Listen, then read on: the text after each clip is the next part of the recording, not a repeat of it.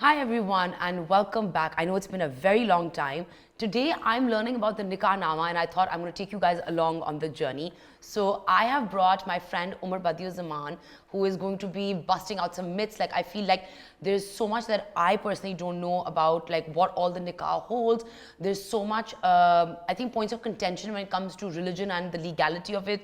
And because I wanted to learn more, so I thought I'm going to bring some experts onto the matter and let's see what they have to say. We're going to bust some myths around this as well. So stay tuned till the end of this little segment that we're doing.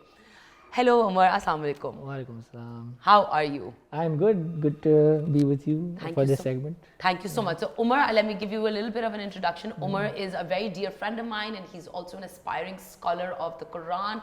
He is my personal Quran teacher as well, and he gives me all the tafsir, and we have this beautiful Quran class. So when it comes to anything to do with religion, I think he is the first person I call. I think for me it's a very easy and a comfortable connect with him. So thank you so much, Umar, for taking out the time. Thank you for the kind introduction. I hardly call myself an aspiring scholar, maybe a student or a researcher, but I'll take it. Seeker. Seeker. Seeker is better. Seeker. I like seeker. Fellow seekers. Yeah, fellow seekers. Achha, so Umar, tell me quickly. I want to know, there's so many myths around the Nikah Nama, and I know that, even in our conversations, you've told me so much about how the religious thought differs from the cultural thought, and how tradition has changed over time, and in terms of society as well. So, what are some of the quick things, misconceptions that people have about the Nikah Nama in Pakistan, especially? Well, I'm going to be giving you the religious aspect. The legal aspect, I'd like to give a disclaimer, might differ from the religious aspect. So just do keep that in mind for your viewers. One of the myths is that the Nikah Nama cannot be custom made. What I mean by that is that any special conditions cannot be added in. Whereas it says so on the Nikah Nama कि अगर कोई ख़ास शर्त है तो वो लिखी जा सकती है. अब ये शर्त या ये शराइत क्या हो सकती हैं? ये मर्द की तरफ से भी लिखी जा सकती हैं, ये औरत की तरफ से भी लिखी जा सकती हैं. So for example, the female could have a condition written into a Nikah Nama that my family is in Karachi, I'm Karachi born, I want to live in Karachi, so I don't want to be moving to Multan or Lahore or Islamabad. Obviously, between husband and wife, these things are generally talked out, but a lot of the times they're not, because people feel shy, they feel they'll be judged, there's social taboos. So for example, Seven in our earlier conversation was pointing out that there's a taboo around discussing your haq mahar, even though that's one of the most basic rights for the wife to be. And I agree with you, because I think that it's such a disservice that culturally our society does to women. I have friends, we come from very comfortable backgrounds, but when it comes to so much is spent in weddings, on jewelry, on clothes, on the dawat, on everything. But when it comes to the haq mehr, everyone's like, oh, but we don't ask anything. It's 500 rupees a haq mehr, and you have factories behind you, but the ladki ka haq mehr is 5,000 rupees or 500 rupees or 50,000 rupees, which is not even we're not going to secure you, and it's like a built-in prenup that you have that you're not kind of utilizing, because हर कोई शर्म में आ जाता है कि वो हम बेटी नहीं बेच रहे. This concept of it's equated with bride money, as again we were discussing earlier. It's equated with bride money, and that isn't the case. I think there are 2 points probably to ponder over here. One of them, I'd like to continue what you were saying about us spending a lot on the dresses, giving a lot of time to the menu and the venue. Now that's, don't get me wrong, that's by all means करें, एक खुशी का मौका है, it's one of the biggest occasions of our lives, तो ज़रूर करें. लेकिन उसके साथ साथ निकाह नामा को भी बहुत ज़्यादा टाइम दें, because जो निकाह नामा है, that is outlining the husband and wife's responsibilities and rights towards each other. So give more weightage to the Nikah Nama, or more time to the Nikah Nama, of at least reading through it, knowing what you're signing up for. We read up on any other contract that we sign, and This one is arguably the biggest one. It affects our coming generations. So it should be read. 100%, because I mean, like when you're going in, say, for even like a job interview, or like you're going in to sign a contract for a new role that you're taking on, there's so much negotiation, right? It's back and forth. What would you like? How would you like it to be? What are the benefits you're getting? Like, and these are just like, I mean, it's a short-term contractual agreement between two parties. And Nikah Nama in the entirety of like the essence of it is meant to be from now till death do us part. And even after death do us part, because I mean, that'll get into a whole other topic, but you can be reunited inshallah with your spouse in heaven. मुझे Perl jam का एक गाना याद आता है अपने बचपन से, oh where could my baby be, the Lord took her away from me, she's gone to heaven, so now I gotta be good so I can see my baby when I leave this world. So the idea is that if both husband and wife, if they're righteous people, they're believing people, then they will be reunited in heaven inshallah, along with their other loved ones as well. Inshallah. But quickly, like I want you to bust like 3 myths around the Nikah Nama. 3 things that are completely flawed, that people totally believe in, but need to be busted. I think the first one would probably be around the mahar. And around that, हमारे यहाँ ना इस्तिलाहात हैं जैसे मुअज्जल और मुअज्जल.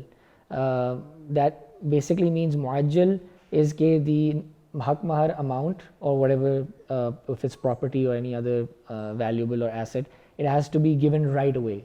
That is the preferred method. And the other is muajjal, which means that you set a time period. You say, okay, I will pay it in a year from now, or in 3 years from now, etc. So one myth is that people think you can easily defer the haq mahar, and it's not really very important. I think इसके साथ साथ वो लाखों करोड़ों में तोहफे तहाइफ दे रहे होते हैं, बंगला भी दे देंगे, गाड़ियाँ भी दे देंगे, जेवरात भी दे देंगे. But when it comes to haq mahar, they'll either defer it, or they'll write a very paltry amount like 1,000 rupees, 50,000 rupees, 75,000 rupees. Obviously, for when I say this is a paltry amount, I'm referring to the upper classes. Obviously, जो बंगला और मकान और गाड़ी और तोहफे और करोड़ों में दे रहा है, तो वो उसके लिए तो फिर 50-75,000 paltry amount ही है ना. So that basically is one myth. It's something which can very easily be deferred, it's of less importance, etc. So I think it's preferred actually, and it's the best practice is to give it right away. So that's one. The other myth we mentioned about special conditions, that you can put special conditions and stipulations. So for example, I think whoever is watching who's female will particularly enjoy this condition, is that the wife to be can even put in a condition that if the husband wants to take a second wife, he has to get my written consent, or that he can't take a second wife, right? So these are special conditions that you can put into the nikah. And again, obviously, like in discussion with your partner, not like unilaterally taking these. Obviously, that I'm glad you clarified that. Goes without saying, because ultimately it's a partnership. The word nikah, as my ustad taught me, it basically means in Arabic to dissolve into, ghul mil jana. So it is very much, in Angrezi mein hum kehte when two become one. So it is what nikah literally means. One of the meanings, the other meanings also, but that's literally what it means. So I mean, two people are becoming one. It's a partnership. So everything should be with open communication. And this is another point I would like to stress on before we get to the third, that's a myth, is that because I'm a nikah khwan as well, अपने ख़ानदान में अपने दोस्तों के मैं पढ़ा दिया करता हूँ, I teach how to perform nikah as well. होता आम तौर पे क्या है कि जो बुनियादी सवालात भी होते हैं ना, like can my sister work after marriage, जब रिश्ता डल रहा होता है, तो लोग मुझे फ़ोन करके पूछते हैं कि क्या आप पता कर सकते हैं कि उनके क्या तासुरात हैं कि बीवी शादी के बाद काम कर सकती है या नहीं. And I often tell people these are very fundamental questions which you ought to be asking each other directly, or the families ought to be asking each other directly, the representatives, if there is a vakil, very openly. And this is actually in the nikah, in the traditional nikah, there are 3 ayat that the Prophet, peace be upon him, would recite. And the last one is, Ya ayyuhal lazina amanu taqullaha wa qulu qawlan sadida. ए ईमान वालो अल्लाह का तकवा इख्तियार करो और सीधी खरी बात बोलो. O you who believe, be conscious of God and say, be forthright in your speech. Speak the truth. So there should be open communication or khari baat. If trust is the basis and open communication is the basis for a relationship, one can hope it lasts a very long time. I think that's why relationships don't tend to last, is because of Yeah. that lack of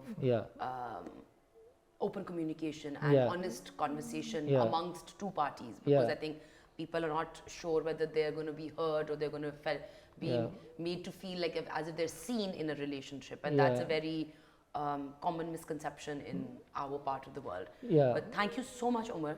Like, this was very, very short. I know it's very brief, but I just wanted to get maybe a teaser on this, and it was very, very insightful, because there's so many things that even I did not know, which I actually learned from you today. Just one last myth I'd like to share, which is that legally, I don't know if Seven will be in a better position to share whether a nikah nama is required or not, but religiously speaking, a nikah nama is not required. So sunnat to yahi hai ki aap likhein, and wisdom also suggests that you write. We all write our important contracts down.